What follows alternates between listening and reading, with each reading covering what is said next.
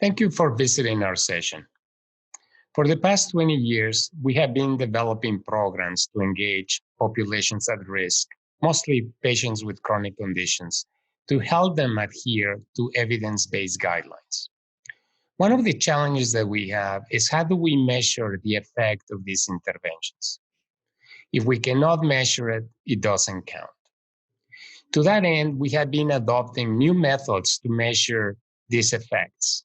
And this time we have adopted machine learning to help us deal with this complex issue. I'm going to pass it on to my colleagues to show you the results of using the machine learning to measure the effect of engagement. Thank you.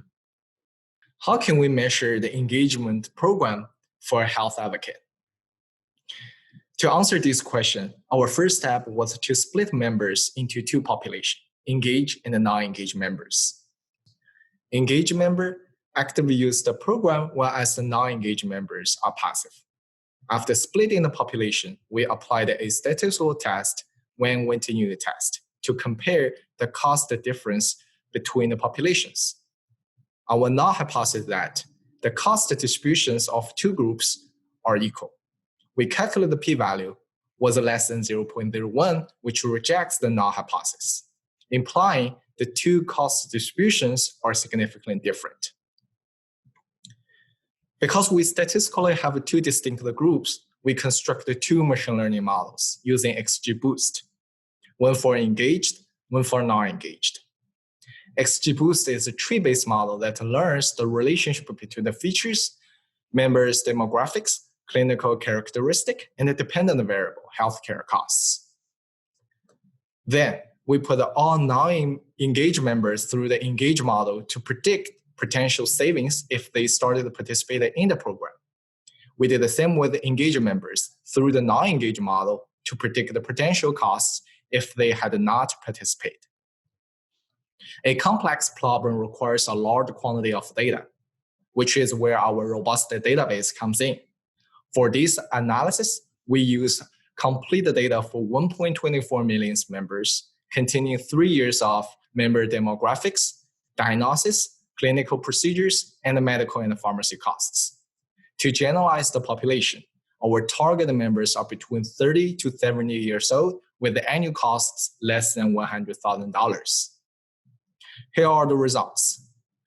Our model achieved the 0.89 and the 0.82 R-square, which shows both models are able to capture over 80% of underlying pattern between in-group member features and the costs.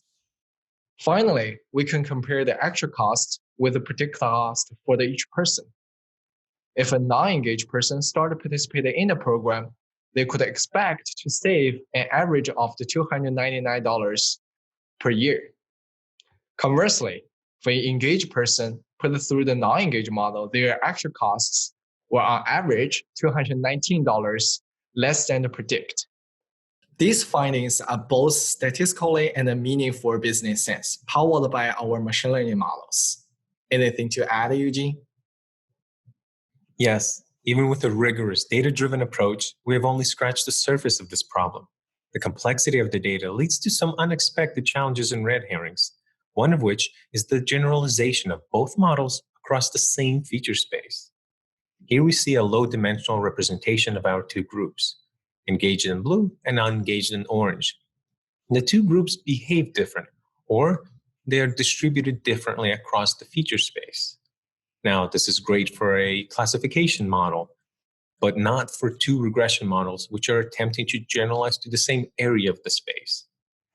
This becomes clear when we look at a single familiar feature such as the age distribution of the two groups. This distribution tells us that the younger population, by far, belongs to the non-engaged group. By limiting the scope of our problem to people above an age threshold, we were able to achieve better model generalization. Now, the solution could be applied to other dimensions of our data by, let's say, looking at members with specific chronic conditions, which would further improve generalization.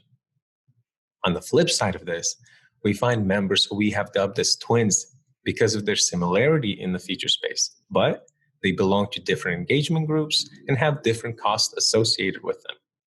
An interesting QA step is to evaluate the models at these close points of intersection. So, we hope that you will join us during the conference for a deeper analysis of these twins and a further exploration of our project.